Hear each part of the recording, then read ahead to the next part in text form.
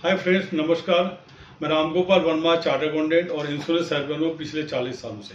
मैंने हिंदुस्तान में बहुत सारी फायर के क्लेम्स हैंडल किए हैं, बिल्डिंग्स का, मशीन का, स्टॉक का, अलग अलग रकम के। और उन सब पे अपने तजुर्बे से मैंने ये किताब लिखी है इंश्योरेंस के ऊपर, जो आप लोगों के लिए बहुत यूजफुल होगी। और ये किताब सिर्फ अमेजन के ऊपर बिक रही है फॉर 500 रुपीज़।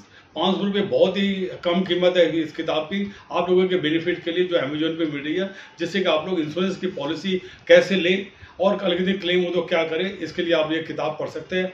आप लोगों के फायदे के लिए मैंने लिखी है आउट ऑफ माई एक्सपीरियंस, जिससे आपको कल के दिन कहीं भी तकलीफ हो तो आप किताब को रेफर कर सकते हैं। रेफर करके आप अपना पॉलिसी या क्लेम्स को हैंडल कर सकते हैं।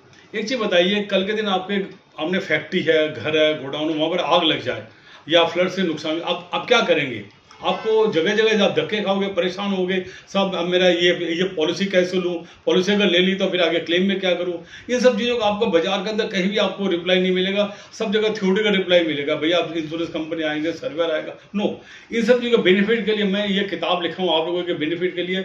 मेरे पिछले 40 सालों के तजुर्बे, कभी इंश्योरेंस की पॉलिसी कैसे ले और क्या करें। आपको बाजार में कहीं भी भ्रमित होने की जरूरत नहीं है, कहीं भी पता करने के लिए परेशान नहीं है, कहीं आपको प्रॉपर रिप्लाई मिलेगा ही नहीं। एक्सेप्ट दिस बुक, इस किताब में सिर्फ प्रैक्टिकल बताया हुआ कि आपको कैसे इंश्योरेंस करवाना चाहिए और क्लेम हो तो क्या करें। आई थिंक ये किताब अमेजोन पे बिक रही है, सिर्फ 500 रुपये में किताब मैंने लिखे मेरे 40 साल के तजुर्बे से आप लोगों के बेनिफिट के लिए, जिससे आप लोग प्रॉपर क्लेम लेके पाओ। अगर आप किसी बिल्डिंग का इंश्योरेंस करवाते हैं, मान लीजिए आप किसी मकान में रहते हैं और मकान 1 करोड़ का आपका मकान है, अब जो बनाने में आज पैसे लगते हैं, प्लॉट की बात नहीं कर रहा हूं मैं, 1 करोड़ का 50 लाख आपने बैंक से लोन लिया, 50 लाख अपना लगा।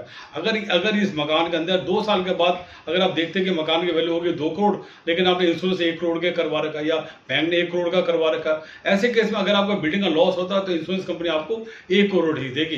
प्रेजेंट वैल्यू अगर आपको 2 करोड़ का, तभी क्योंकि आपने इंश्योरेंस पॉलिसी 1 करोड़ की ले रखी है। अब 1 करोड़ का अगर आपने पॉलिसी ले रखी है तो बैंक अपना 50 लाख ले लेगा और 50 लाख आपको मिलेगा, और वैसा मकान आप वापस बना नहीं सकते। इसलिए मेरी गुजारिश है आप लोगों से, जब भी कोई इंश्योरेंस ले तब हमेशा देखें कि प्रेजेंट वैल्यू मकान की कितनी है, उसके हिसाब से आपको इंश्योरेंस करवानी चाहिए।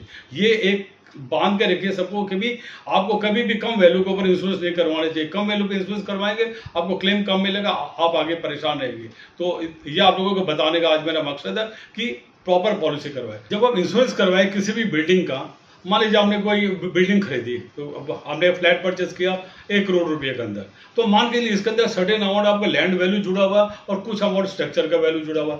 इंश्योरेंस हमेशा जब करवाते हैं सिर्फ स्ट्रक्चर का इंश्योरेंस करवाते, आप उसके अंदर जमीन का नहीं करवाते। मान लो सेम टू सेम फ्लैट आपको वापस बनाने में उसी जगह आपको मान लो 50 लाख लगता है, तो आपको इंश्योरेंस 50 लाख का करवाना चाहिए, न कि 1 करोड़ का। क्योंकि 50 लाख आपकी बिल्डिंग अगर सेम टू सेम बनाने में आपको लगेगा, इंश्योरेंस प्रॉपर करवा के रखेंगे तो आपको सिर्फ 50 लाख मिलेगा और 50 लाख से आप बिल्डिंग वापस खड़ी कर सकते हैं। तो हमेशा ध्यान रखिए, इंश्योरेंस जब भी करवाए सिर्फ स्ट्रक्चर का, नथिंग एल्स।